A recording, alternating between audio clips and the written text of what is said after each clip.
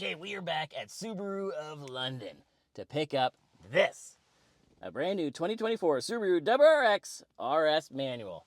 And the reason why we want to drive this today is to see if this is still as much fun as a base model with all the goodies on it. So basically, back when I was selling cars a really long time ago, Subaru had a TR tuner ready, and it was just a base model car for young people who wanted to do all that themselves at probably a cheaper price. Now, this car is probably for the same people way back then, but now who have more money, or don't have the time or the know-how on how to do that stuff, but still want a tuner car. So we're going to take this for a fun drive to see if it really is worth the upgrade. Let's go.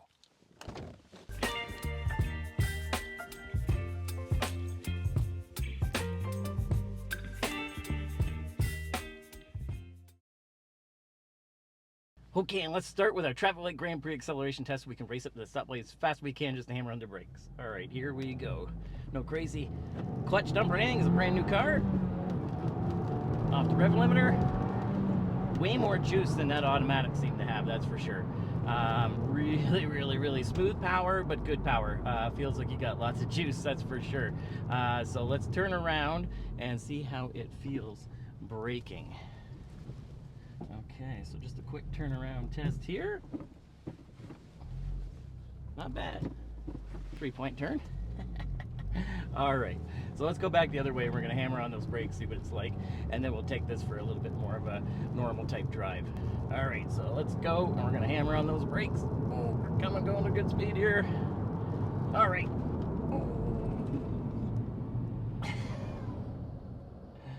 Not bad. Pass. I'd have to say those 6-piston Brembos work really good. Absolutely. Okay, so we are off more in a normal test drive here on our Subaru WRX RS in Canada. It is a TR in the United States. And what that means is, at least back in the day when I used to sell cars in the early 2000s, and I really wanted a WRX at the time, even though I worked for Chrysler, and my boss even said it was okay as long as I parked it in the back, because he knew how awesome the WRXs are, or were, I should say, back then. But anyway, the TR meant tuner ready. At least that's what everybody thought back then. It was the base WRX, so people like me in our early 20s and things like that were car nuts could get into the car a lot easier, and then we could do our own modifications. That was kind of the idea. Now the TR in the States, or the RS here in Canada now, is basically the opposite. It is a tuner ready, I guess, but in the sense of it's already tuned for you. So it's got the big extra Brembo brakes up front, so some of the things that in Canada anyway, and I think very similarly in the States, that the RS or the TR has is a lot more performance. Now, not necessarily engine-wise. It's like my BRZ. I have a Sportec RS, and at the time was about $1,500 MSRP Canadian, plus fees and taxes, cheaper than the TS, which was a fake STI, basically an STI without the engine upgrades. So this is very similar. I mentioned it in the other episode with the CVT, that I can't prove this, but I heard it somewhere, that basically the Toyota, being the parent company, went to Subaru and said that you can't have an STI anymore because essentially it was going to cannibalize the sales of the GR Corolla. So what they did was they tried to make the best WRX they could in lieu of that, until they could make an electric STI, which is kind of the rumor there. Now, with that being so, like we said, not a lot of engine upgrades on this, although the engine already has 271 horsepower and 251 pound-feet of torque, which is capable of rocketing this around 3,500 pound vehicle, or a little less, from 0 to 60 in around 5.5 seconds. And as you saw in our acceleration braking test, it works pretty good, absolutely. And you're looking at about 14 seconds in the quarter mile, and about 130 some odd miles an hour top speed on the CVT, and I'm not sure on this one. I'll try to post it on the screen. It might be a little bit more than that. So what to talk about now is the fact that like we said, with the extra performance on this car, really not looking a lot in powertrain. The powertrain was already good because you have that boxer engine, which means that it's really low. So the pistons go this way instead of this way, which means it's a lot more flat, like a Porsche engine, which means you have a lower center of gravity. They can put it, like in my BRZ, back off the axle in the front, so it's more like a mid-engine car. Now on this, it's not quite the same, but you do have that lower center of gravity, and it's quite an engine. Like, you got aluminum head, aluminum heads, aluminum block. It really is performance oriented. So this FA24, they do changes Yes, I did say doo-doo, and they do changes for this as far as the WRX. It is its own unique setup. They don't talk a lot about everything, but really it's quite something. Now, obviously, we've got this amazing 6-speed manual, which is pretty good. Now, I have to say it's very similar to my BRZ, not quite as notchy. I really like the GR Corolla a little bit better. It's a lot more like my BRZ. I also really like the Honda SI, which would be competition, obviously. The Civic Type R, they're known for how awesome the gear shift are. This is a little wiggly, you can see over time, but it's pretty precise.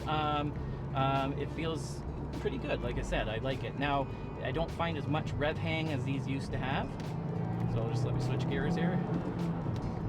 Yeah, so I mean, it barely hung up there. It's pretty good that way. The clutch, it's firm, but not too firm. It's firm enough to feel sporty, which I really like. What else? Now, the uptake on it is pretty natural. About halfway through, you can feel it. Now, when we're talking about feel with this car, one of the things that I really like is they've done some different things to the steering and things like that, I believe. Now, there's not a lot of communication through the wheel, but I do have to say, especially with these 19-inch wheels, which are about the same width, but I think they might be a little bit lighter. I really like the appearance of them, that's for sure, with the gunmetal gray. But behind, or on those, I should say, you have really sticky tires on there, which is really nice to see. Now, it might be a little overkill on a vehicle like this, but they definitely feel pretty awesome. You're going to want to switch those up in the winter, I'm sure.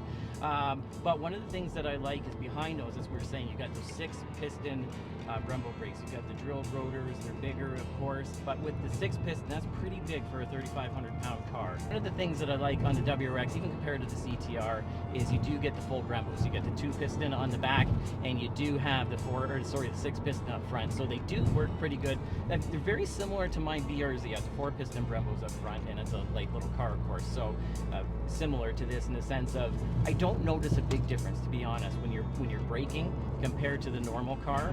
And that's because both of them do a pretty good job as far as I'm concerned with the braking for a normal car. But on track and things like that, I'm sure that these Brembos would be a lot better for heat dissipation and stuff like that. But just when you're driving around town, they do get a lot of attention, and they seem to be really smooth. That's one of the things that I like. It's nice to have the smooth feeling on there, absolutely. What else to talk about when we're talking about that steering and everything else, and these extra wide, I shouldn't say extra wide tire, extra sticky tire, is the fact that they've stiffened up the suspension about 5%, which doesn't sound like a lot, but it was already pretty good. We did 22 Subaru BRZ, one of those two, but it's 22 WRX when it came out, and I was quite impressed. I said at the time that the car felt very serious, very similar to the Civic Type R in the sense of it just feels very, very firm, very planted, and really well put together in that sense. Now, one of the things that really helps the Subaru, of course, is that all-wheel drive system. So you got the symmetrical all-wheel drive system. And with that symmetrical all-wheel drive system, it's a little bit different than something like even a Golf R or a GR Corolla or something like that, because those are a front-wheel drive car which has the ability to send a certain amount of the torque to the rear. There's always a little bit of a delay and things like that, and some of them, like the Golf R now, are a little bit more sophisticated to where they will actually split that torque in the back and even have a drift mode and things like that. But we have done a review in the Golf R, and as cool as that was, it was nothing like my BRZ as far as going around the corner with the rear end, because it felt very augmented. But I have to say, at least you had the option there. So with the Subaru, though, you have the symmetrical all-wheel drive system. So this is rally bred. No, this is not the STI with that optional, I shouldn't say optional, where you could switch the center differential and get some torque split front to back and have some shifting left and right. We don't have that, but I would have to say, again, because the system is so sophisticated for a normal car, it really, really is great. I would put it up against anything, even like a Acura and things like that with their all-wheel drive system. This works really, really well. Now, when we're talking about performance and things like that, one thing you're going to suffer with this car, and same with the CVT, is the fact that they're not going to be the best on gas. They're really not. They're great cars. in that sense, for just being like Subaru is really well known for being a safe car and reliable car and things like that, but not necessarily the most fuel efficient, those boxer type engines. But nonetheless, you're going to get lots of grunty power and things like that. Now, I really do like the way this handles. This is the performance oriented one. Now, they did not go with the adapted suspension on this vehicle, and I believe it was probably the same reason why you don't have a sunroof, because you're adding extra weight there, including with those bigger tires and brakes, so to try to balance that out, because it's a very similar weight to that CVT with some of those extra options. But one of the exclusive things in here, in the interior, that it's a little bit different is some of the trims in here. Like, I really like this Alcantara with the red stitching and this black carbony type thing here. Really nice touches. I also like these Recaros, which are going to be exclusive to this RS, at least in Canada here. So on the GT, you get similar type seats at a glance, but they are the standard seats just really dolled up, where these are true Recaros. Now, that was one of the STI things. Now, I have to say, they're very firm. To the point of I don't know how long of a drive I would possibly go. I mean, I don't have back problems and things like that, so I mean, and I'm a car person, so I would like to go for a car trip in this, but I think the normal person would probably get a little tired after a while because they are quite firm, but they feel, again, serious like the Civic Type R. Now, those have some of the best seats in the market of any car of any price, but I mean, nonetheless, these work really well. Power on this side, I believe they're manual over there. Things like that. I really like it.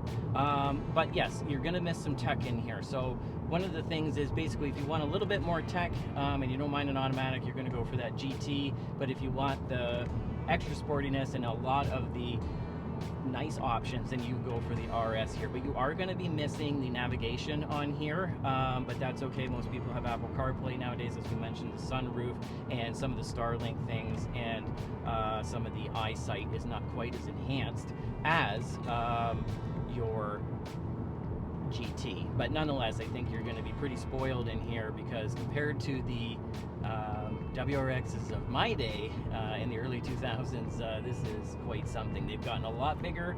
Same with the Civic Type RSI that we got to do a review on. These are a really big car, easy to get car seats in. You got all kinds of room, as you can see in the B-roll and that trunk back there. As much room really as you have in any hatchback, because most times people aren't really stacking stuff up in a hatchback. But I do have to say, I also own a Golf GTI Mark 7 that there is something about the hatchback, just to lift up that back gate and throw stuff in, to be able to get stuff deeper out a little bit easier than the sedan. But I have to say, I grew up on sedans. I like the look of them, and there is plenty of room in this car for your hockey sticks and hockey bags and anything else you might want here in Canada or wherever you live. But yeah, I have to say that really this is a great car. Definitely, it's great on the highway. It's a little bit noisy, as you saw with the CVT, but again, you're driving a performance type car here, right? So it's going to be a little bit noisier on the highway. As we said, the seats are going to be a little bit firmer. Those bigger wheels are going to be a little bit more jolty. But all in all, I have to say, this is a very compliant car, very much like my GTI, in the sense of when you're going around a corner, it's very firm and holds tight for you. But on the same note, when you're going over train tracks and things like that, it's not punishing at all. All in all, I have to say this is a great vehicle, which leads me to my final thoughts. All right, we're back. Final thoughts time. And I told the salesperson before I left that they are good because they know I want a WRX, and they gave me the color I want and everything else. So I am sold. Absolutely. We joke around because the show is new to review, so I try to be unbiased, but I am a sucker for the WRX. Quick funny story, I started selling cars when I was in my early 20s, right out of school, and I worked for a Chrysler dealership, and this is when the WRX came out to North America, and I fell in love with it and even asked my boss if I could buy one and park it out back. But I couldn't afford it, obviously, at the time. But the idea was they had a TR tuner ready for people like that who had enough money, or that as a single young person or whatever, and then you could soup it up yourself. Nowadays, I think just because of the economy and the way the world is and things like that, there's less people in that age bracket that can afford the car, period. And it's still probably people like me, but now we have a little bit more money, but less time and less know-how. So it is more worth the upgrade for sure, because it actually has 6-piston Brembos up front. So no, it doesn't have the fancy STI performance that we really wanted, and no, it doesn't have the STI differential, but the new VB chassis is unbelievably rigid and stiff in a good way.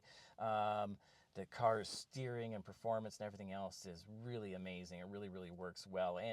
And again, $10,000, give or take, is a lot of money. But with those Brembos, the 6 pistons up front, they're quite an expense, if you will, and those beautiful 19-inch wheels and the gunmetal and everything else. And even a Civic Type R nowadays doesn't have Brembos on the back, which this does. So yes, no, it was never really meant to compete with a Golf R and a Civic Type R and a GR Corolla. But realistically, we don't have an STI anymore. So they've given us the closest thing we can, and finally in appearance it looks the part as well. So I don't think that you could go wrong with either of the base or the RS WRX, and an amazing car. Thanks for watching, and we will see you again next time.